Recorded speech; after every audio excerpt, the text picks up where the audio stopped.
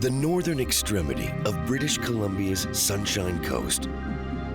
It marks the end of the North American coastal highway system and the gateway to world-famous islands and waterways.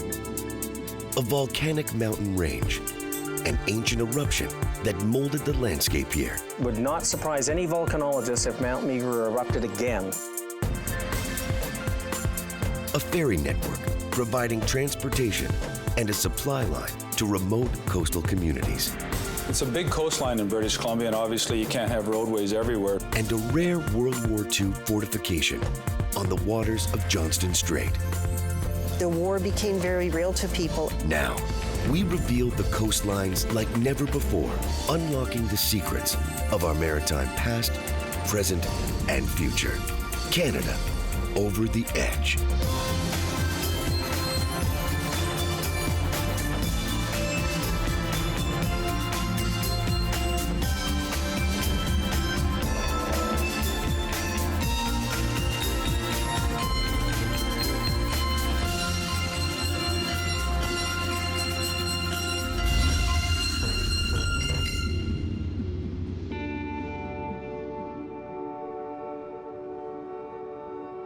Heading northwest along the British Columbia coast, the waters of Malaspina Strait separate Texada Island from the city of Powell River.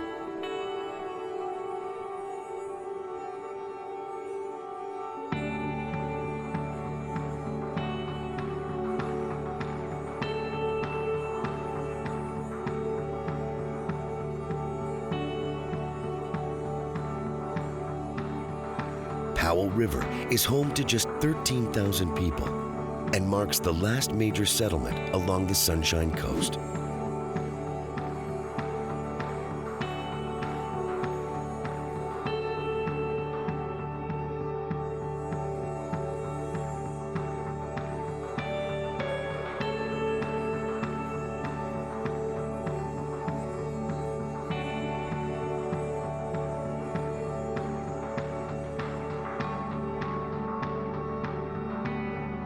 The city is divided into sections, including Westview at the southern end, and the Historic District, built around the town's pulp and paper mill.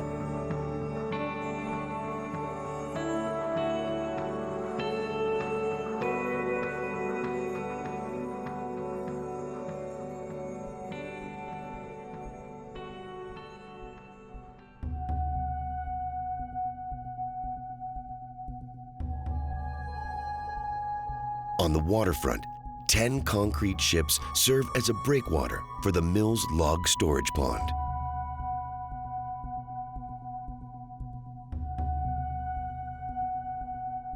They are rare World War I and II vessels, the only concrete ships of the era known to be afloat today.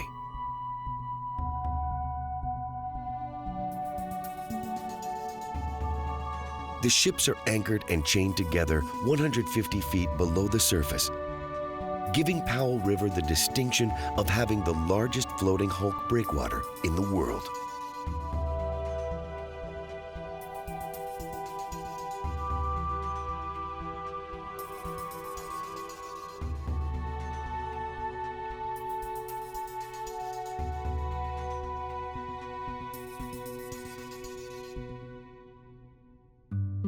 On shore, Powell River holds other unique distinctions. We're in Powell River. We're at the top of Highway 101, which is the longest paved highway in the world. It ends in Chile, 5,000 some odd miles south of here. We're on the mainland of BC, but you can only get to us by air or by boat. So we're pretty isolated, pretty remote, but we are still connected to the mainland. The city was built around its mill, first operated in 1912. By 1960, it was considered the largest pulp and paper mill in the world.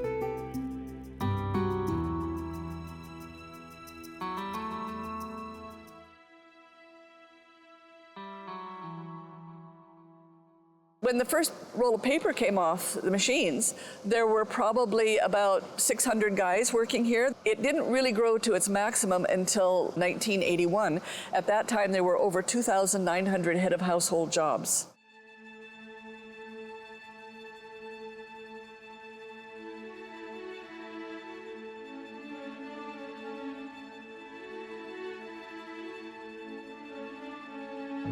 Along with the mill, operators invested in the town itself, building neighborhoods of sturdy, comfortable houses for the mill's workforce.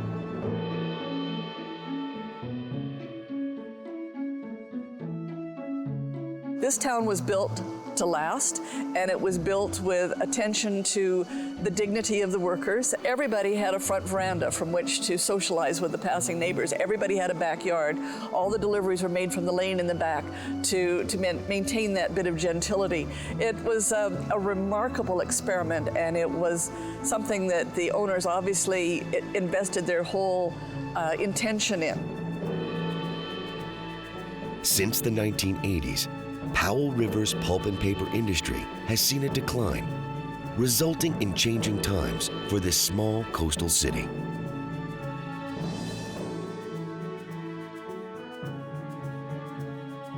In 1983, they downsized 25%, and every year we've lost more jobs, more head of household jobs, more beginner jobs, opportunities for our young people, to the point where we're down to about 420 head of household jobs. Those are all highly skilled paper-making jobs.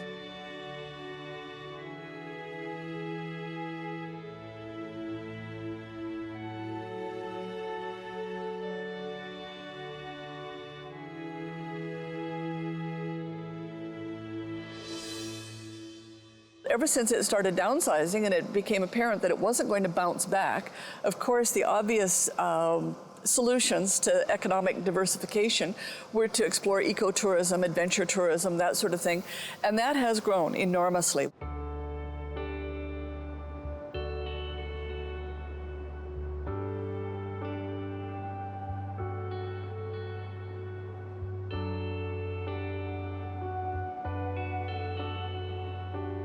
We have some world-class destinations here, including some groomed rock faces for the climbers, a lot of kayaking, a lot of sailing.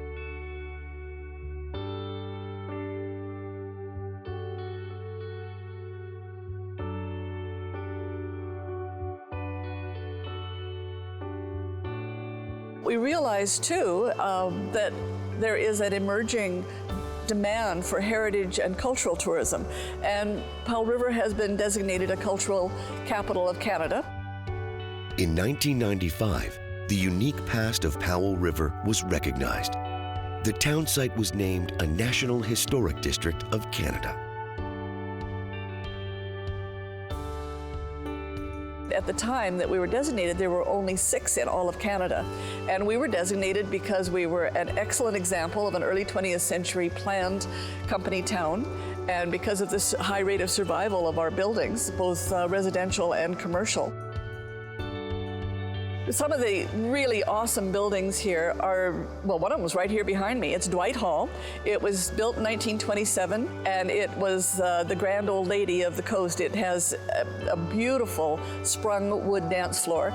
Every event, every significant event in this town for 80, 90 years has taken place in Dwight Hall, whether it's a Christmas concert or a beauty pageant or a ballet recital or a welcoming home to the veterans with all the bunting hanging from the ceiling. Gorgeous building, and we're so proud of it. The other major building in terms of commercial or institutional buildings that have survived is the Patricia Theatre. It was built in September 1913. A gorgeous little atmospheric theater with French velvet main drapes and murals on the walls and Haywood Wakefield seats sent all the way out from New York by rail and steamship. And it is now the oldest continuously operating movie theater company in Canada, 99 years old. Beyond Powell River and Texada Island opposite, the waters widen and Malaspina Strait becomes Georgia Strait.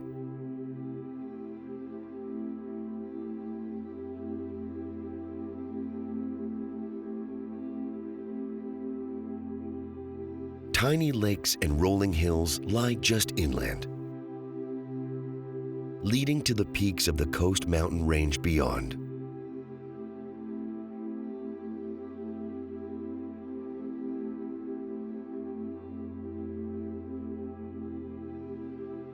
Offshore, scenic islands line the horizon on this remote waterway.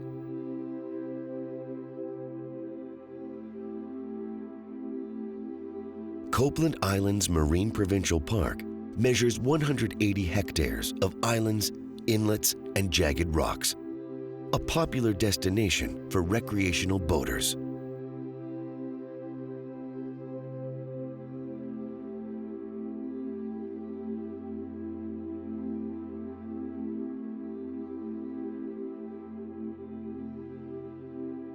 Savory Island is further offshore. It is a narrow 7.5-kilometer sliver of land, barely a kilometer wide.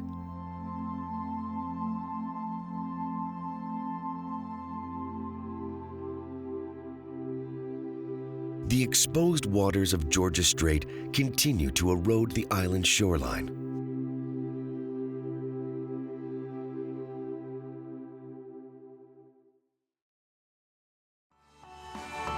Back on shore, we reveal North America's end of the road and explore one of the world's most popular recreational boating destinations.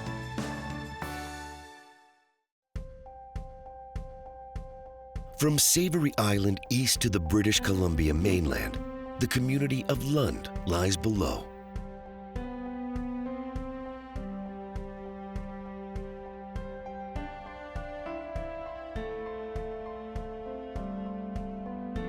It is named after Lund, Sweden, the hometown for the region's first European settlers.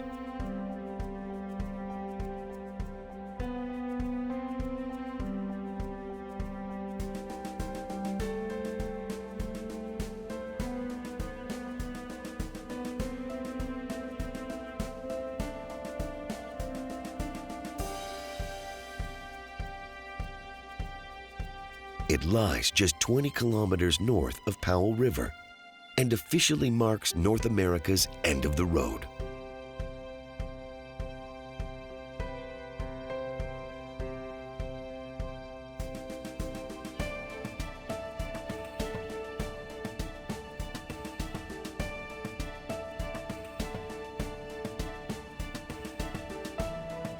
Coastal travel beyond Lund goes by sea or sky.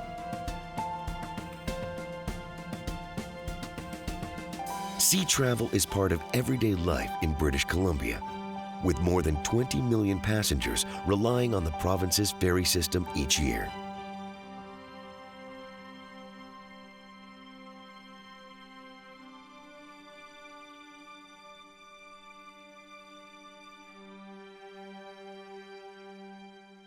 BC Ferries started out in 1960 as a two-ship operation between Swartz Bay and Tawasin, so essentially between Victoria and Vancouver, and grew from that to what it is today, which is 35 ships, 47 terminals, 4,500 employees, and 185,000 sailings per year. So it's, by any measurement, one of the largest and most complex ferry systems in the world.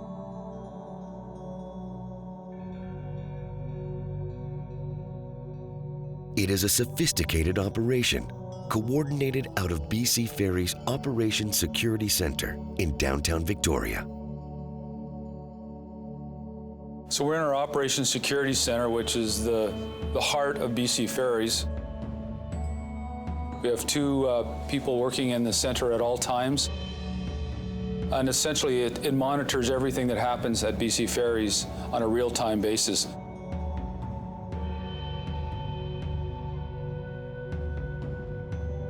We have interaction with the Coast Guard as well as all the local police. We get real-time weather from Environment Canada, so we got everything that we need here to run a world-class ferry system. We essentially provide, I would call, three types of service. We provide our mainland service routes, which are the big ships going back and forth between Vancouver Island and the mainland. We provide the northern service, which is basically mini cruise type vessels traveling up and down the coast in northern BC. And then we have our small island ferries, the open car deck ferries that serve the Gulf Islands.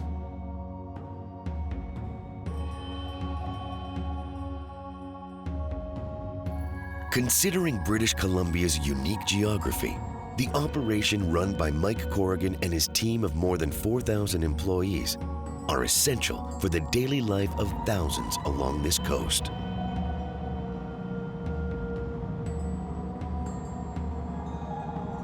It's a big coastline in British Columbia, and obviously you can't have roadways everywhere, so there are some fairly significant landlocked communities on the west coast, kind of in between mountains and the ocean, that the only way that they can get service, people can get service into those communities is through our ferry system. So it's a pretty integral part of the day-to-day lives of those people.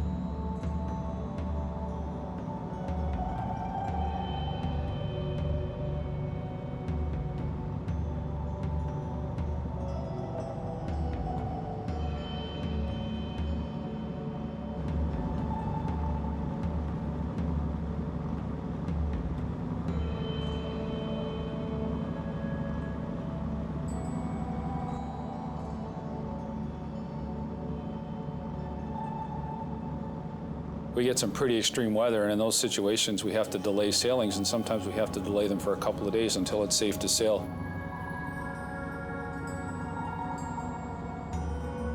People on the North Coast are pretty used to that type of weather, and in fact are understanding when we can't sail. There's times when they don't want to be on the vessels either and shouldn't be on the vessels, but at the end of the day we get the products and the services to where they need to get. It just may take a couple extra days to get there.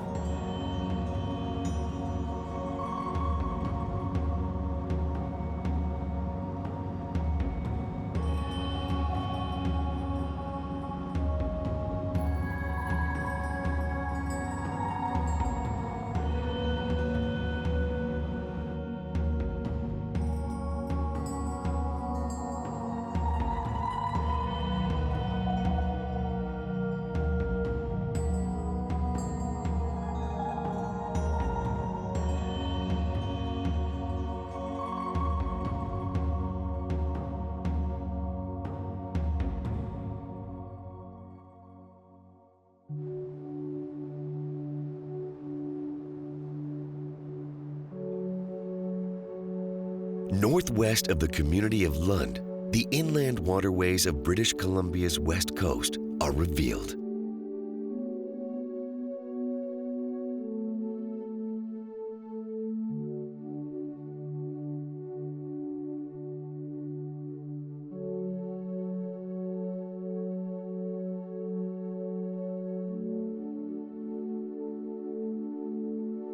Desolation Sound Marine Provincial Park is set along 60 kilometers of spectacular shoreline.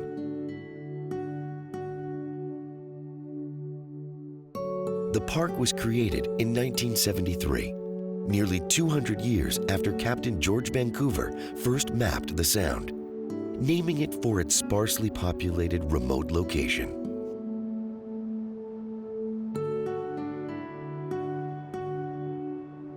Today, the Sound lives up to its name, far from roads and civilization. It is set at the confluence of the Malaspina Inlet and Homefray Channel, a collection of islands, bays, and hidden coves.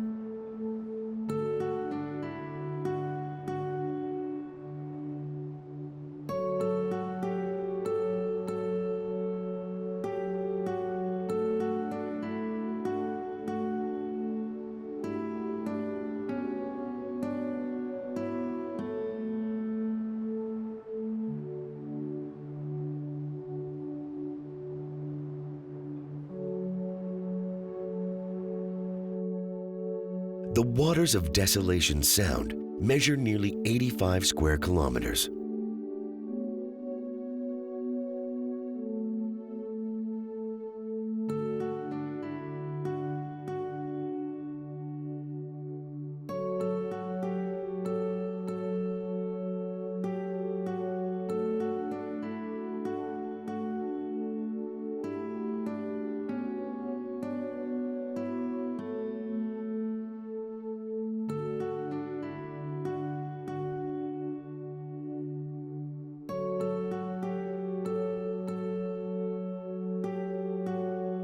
It is one of the world's top recreational boating destinations, a sought-after anchorage for yachters, featuring calm waters surrounded by mountains and fjords.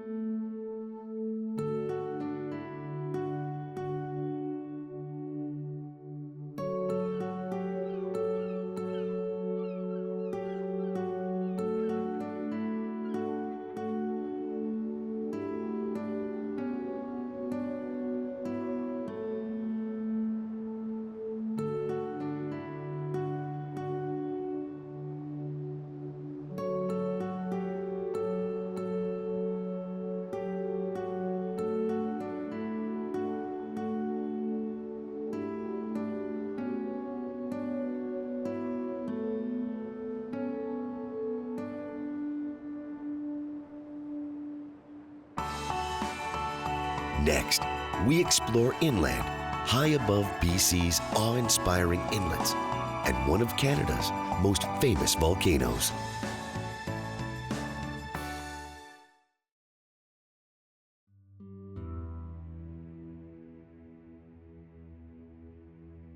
British Columbia's inland marine corridors are one of the West Coast's hidden treasures.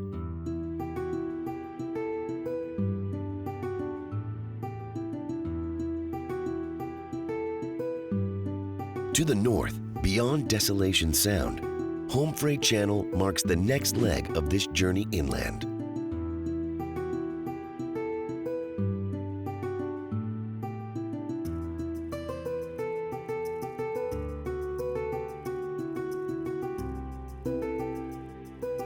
It is 25 kilometers of pristine waterway, flanked to the west by East Redonda Island and Mount Addenbrook, rising 1,500 meters above the sea.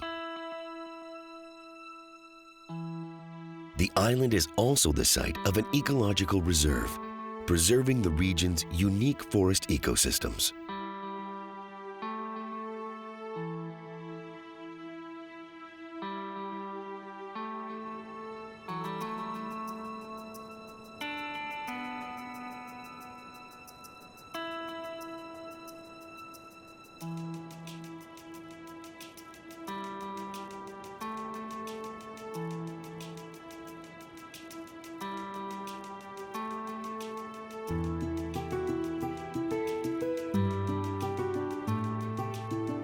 On the opposite shoreline, Home Freight Channel is lined by steep granite faces with sparse vegetation.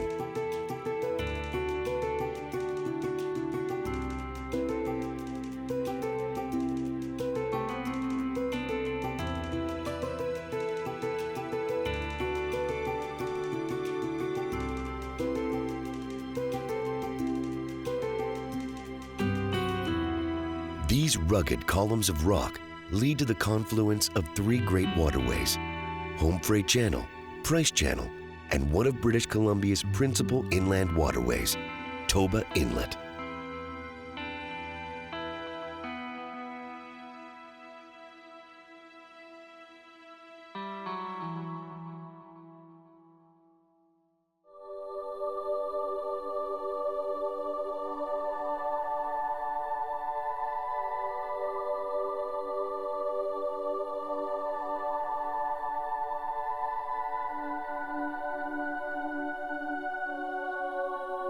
Toba Inlet is a deep fjord extending 35 kilometers inland, surrounded by the rising peaks of the Coast Mountain Range.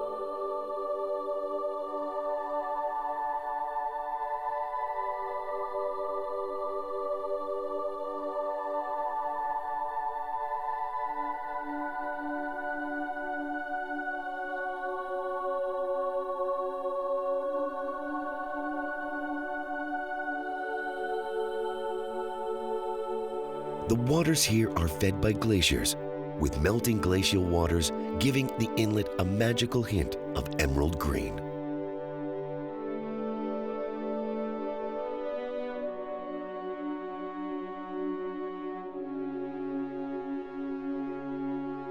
It is a remote, uninhabited region, yet a human presence is still felt.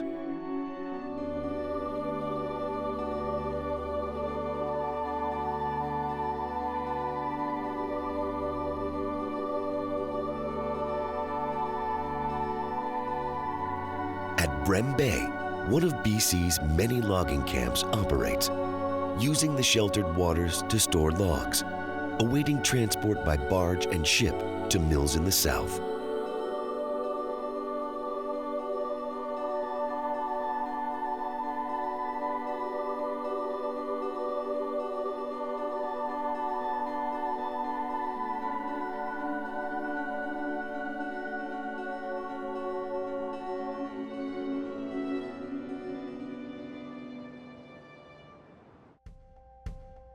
Further inland, we explore the peaks of the Coast Mountain Range in formidable Clendinning Provincial Park. This remote protected landscape measures more than 30,000 hectares. It is a varied topography with forests, meadows, valleys, and soaring ice-capped peaks.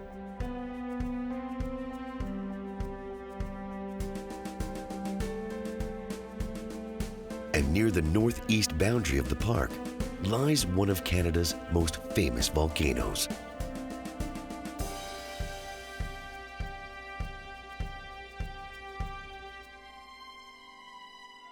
Most people are well aware of the Cascade volcanoes in the United States. You know, that's Mount St. Helens, Mount Hood, Mount Adams. And a lot of people forget that the Cascade volcanoes come up into Canada and extend several hundred kilometers north of Vancouver. They often get referred to as the Garibaldi Volcanic Belt. Mount Meager rises more than 2,600 meters. Dr. Kelly Russell considers the mountain and the surrounding volcanic belt to be a geological wonder.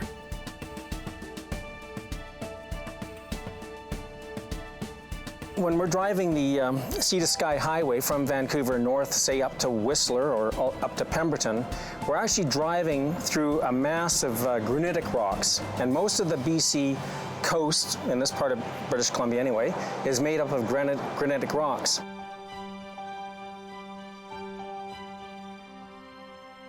But if you cast your eyes up to the skyline, you'll actually see a different set of rocks.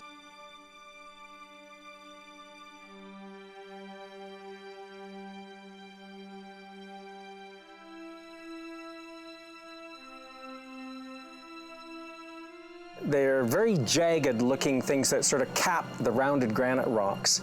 And they're jagged and looking fairly rugged, mainly because they're suffering high degrees of erosion and mass wasting. So they're sort of volcanoes falling apart. The belt is 4 million years old, and it is the site of Canada's largest volcanic eruption in the last 10,000 years.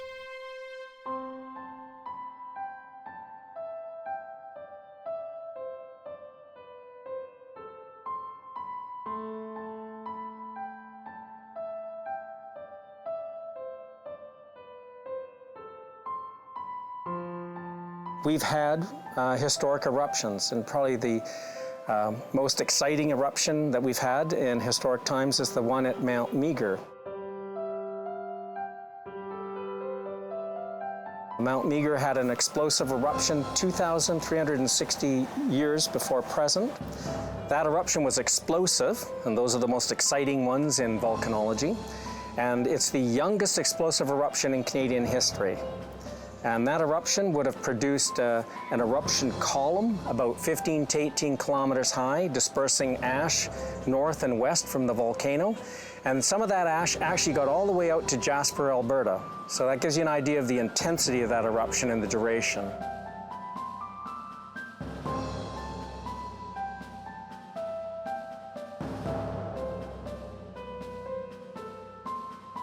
The eruption saw lava hurled to the river below. Some of it hardened, forming a dam.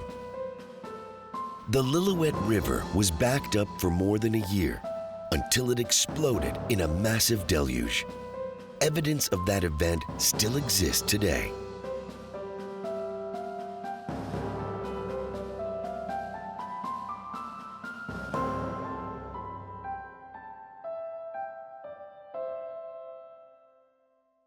Well, this is, I think, a very beautiful rock.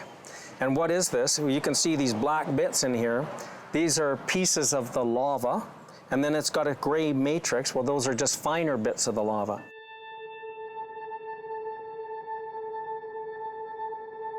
This is one of the lava avalanche deposits that makes that dam in the Lillooet River Valley.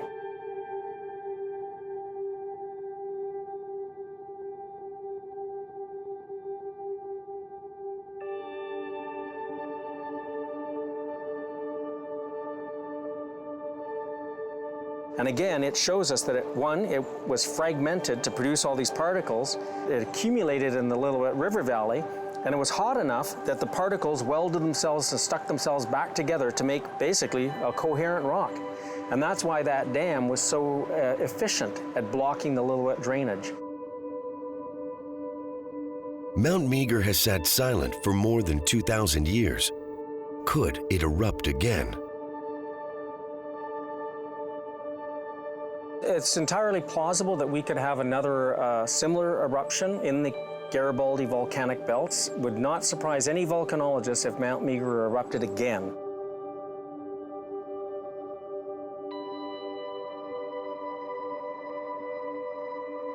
So at Mount Meager, if it erupted in its present location, again in exactly the same style, it'd be a minor inconvenience to us because it's so far removed from important infrastructure.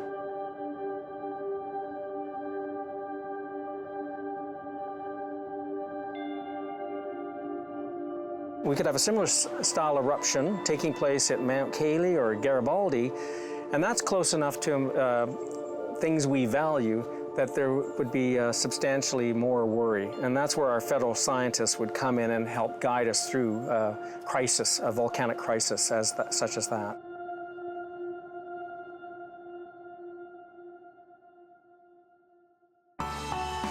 Heading west, we return to the coast, exploring BC's Bute Inlet, and we soar high above this region's incredible remote island chains.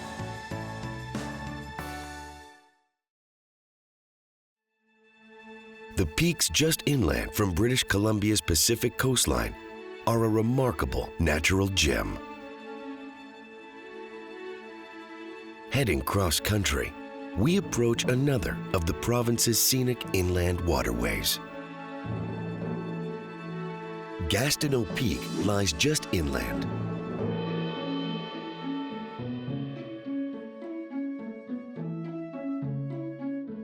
It is a rugged snow-capped rock face, a signature feature of the region.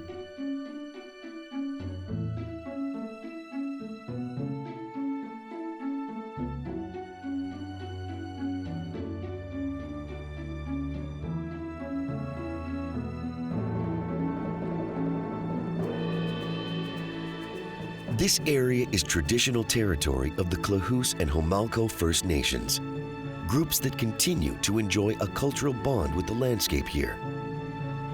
A legacy dating back thousands of years.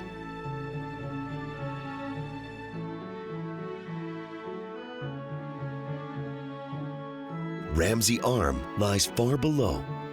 It is a short inlet leading to what many consider to be one of the most spectacular fjords in the world, Bute Inlet. Bute Inlet is longer and wider than Toba Inlet, leading 75 kilometers inland.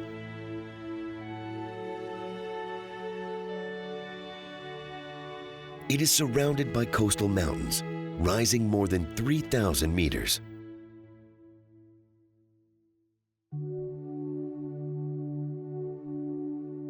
Further inland, the inlet is surrounded by glaciers and the incredible Hamathko ice field.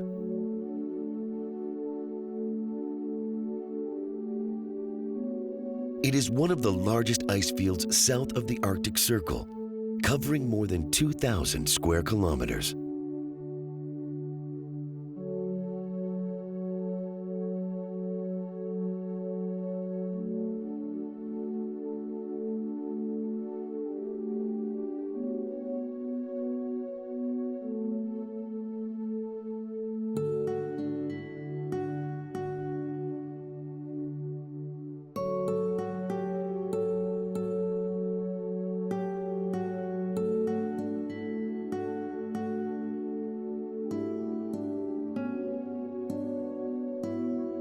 Toba Inlet is a destination for photographers, hikers, and popular for recreational fishing and boating.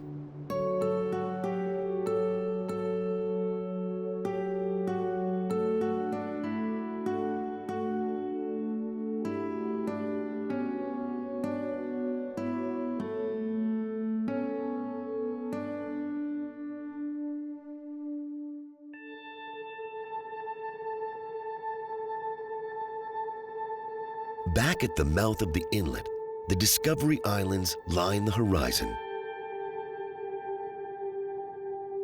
They are located in the body of water known as Discovery Passage, separating Vancouver Island from the mainland.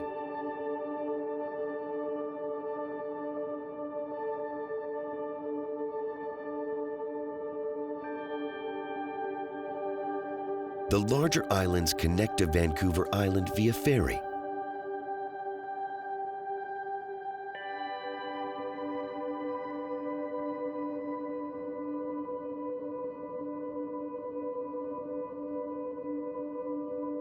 The others are only accessible by boat or by plane.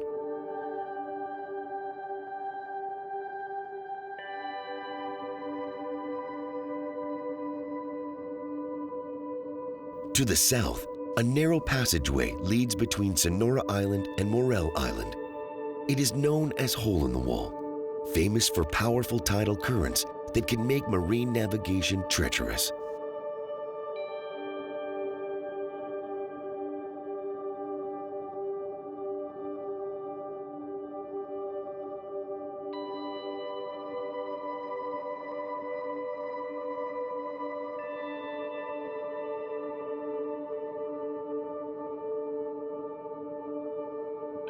Finally, Octopus Island's Provincial Park is a last stop, marking a return to the waters of Georgia Strait.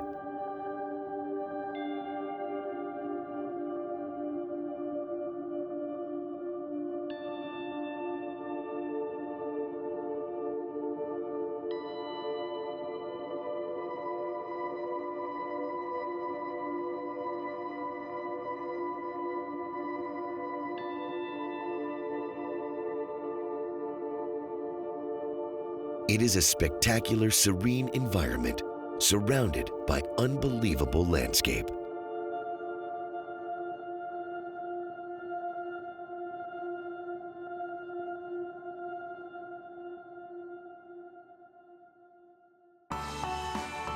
Next, we explore the coastlines of Cortez Island and reveal a rare World War II defense fortification set in the heart of Johnston Strait.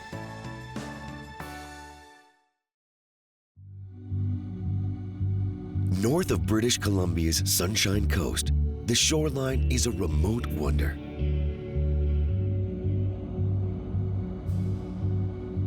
Southeast of Octopus Marine Provincial Park, the waters of Georgia Strait stretch 240 kilometers south, separating BC's mainland from Vancouver Island.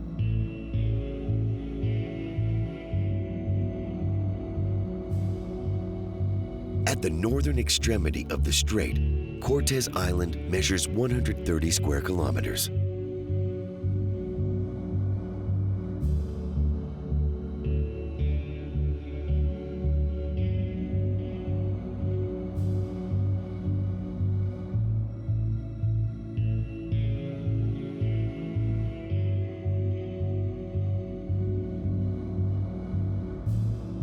It is west of Desolation Sound, set between the communities of Powell River on the mainland and Campbell River on Vancouver Island.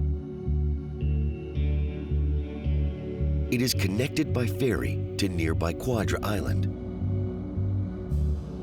Cortez is traditional territory for many First Nations peoples, but its name is linked to 18th century Spanish exploration.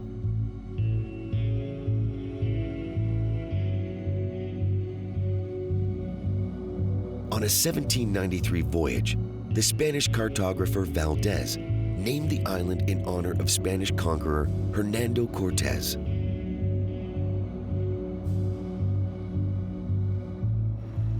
Heading north and to the west, beyond Georgia Strait and Discovery Passage, the waterway widens and becomes Johnston Strait.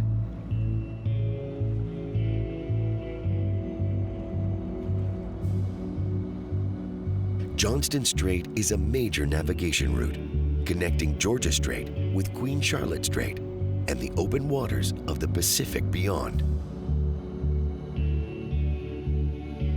It is sparsely populated, with no major towns or cities on either side, just small outposts like Kelsey Bay. And opposite Kelsey Bay sits York Island, a tiny outcrop of land that at first glance resembles any other island in the strait, but a closer look reveals a decades-old legacy of World War II preserved on the island. York Island is in a very strategic spot. You would say that it's at the conjunction of Sunderland Channel and Johnston Strait. York Island is a very special little island simply for the reason that it was used as a site of a coastal defense fort during World War II.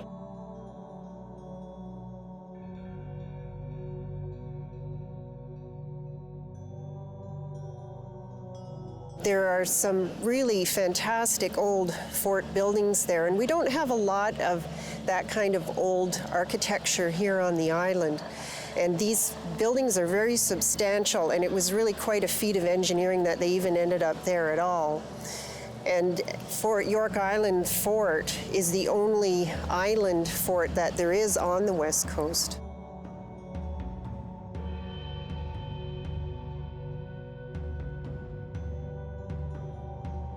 Starting in about 1937, they sent engineers up from Victoria, and these were military engineers.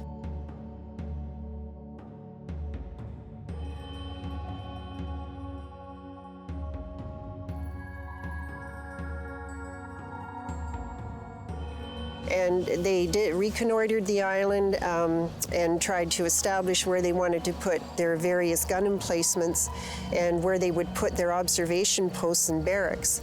One of the first things that they did was they built a very substantial wharf. You have to remember that on the coast in those years, water traffic was highly important as a means of communication and transportation. So having this wharf there was very, very critical to building the fort and getting their supplies and their troops in.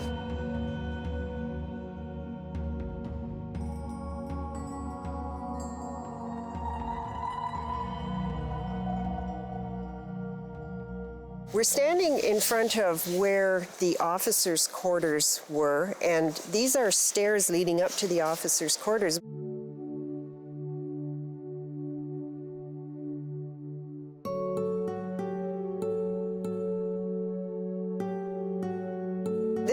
This was really a great discovery. It's like an archaeological find because nobody had seen these stairs since the war years.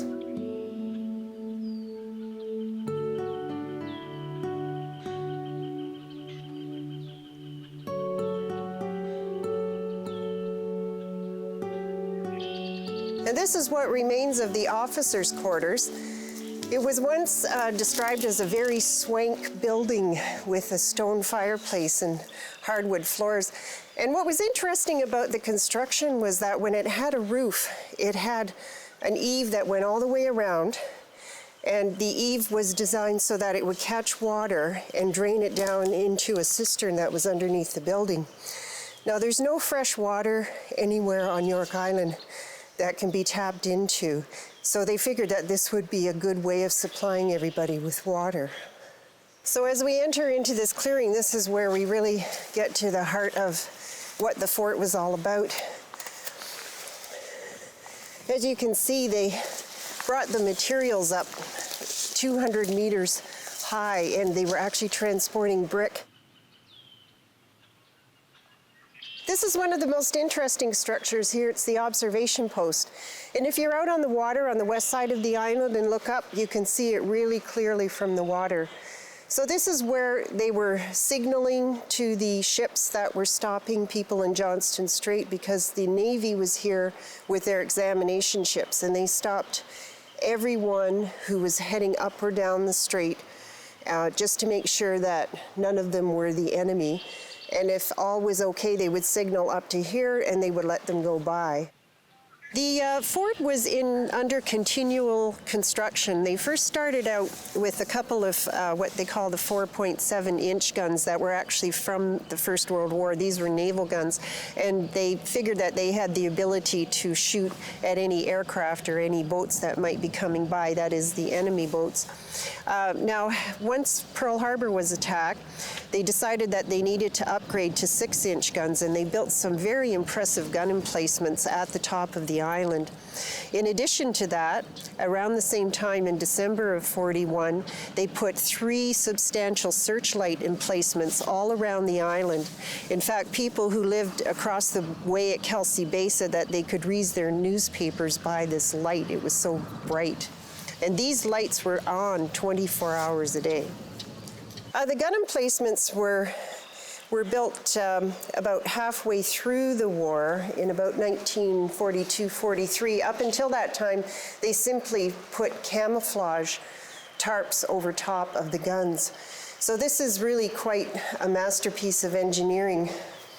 And as you can see here, they still have the storage area where they put the shells, and it's that you can read shell recess on there.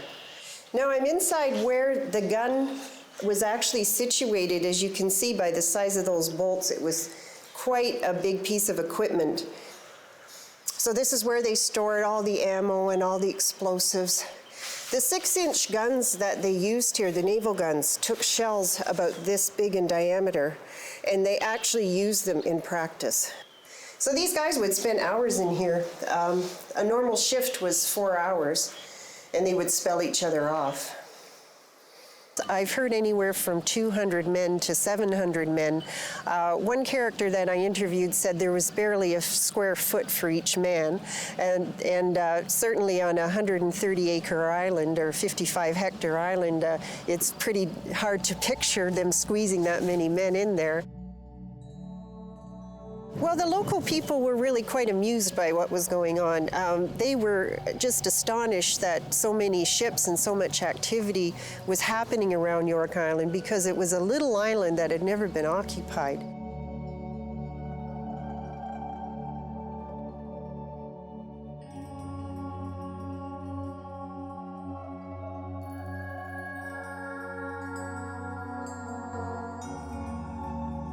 All of a sudden, they were inundated with a couple hundred soldiers and construction workers, and some local people were involved in the construction.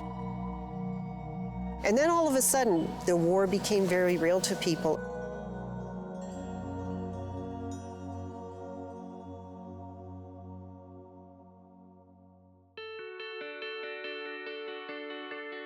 From the city of Powell River with its industrial core,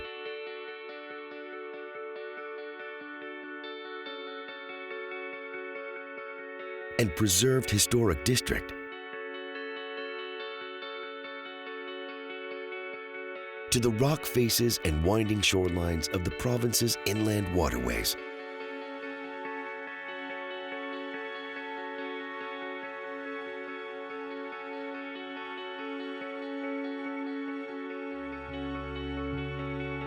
To the islands of Georgia Strait and Johnston Strait.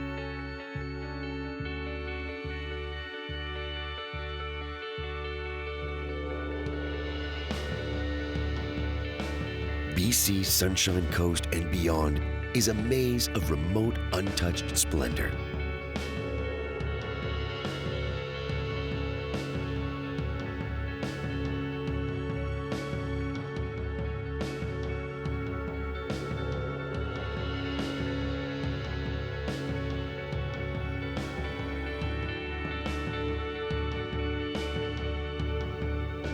These shorelines capture stories of natural disaster, human cultural timelines.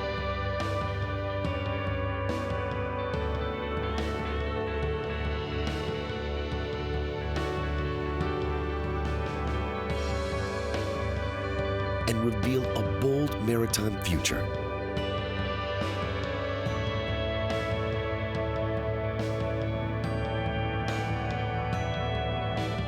Here, on the edge of Canada.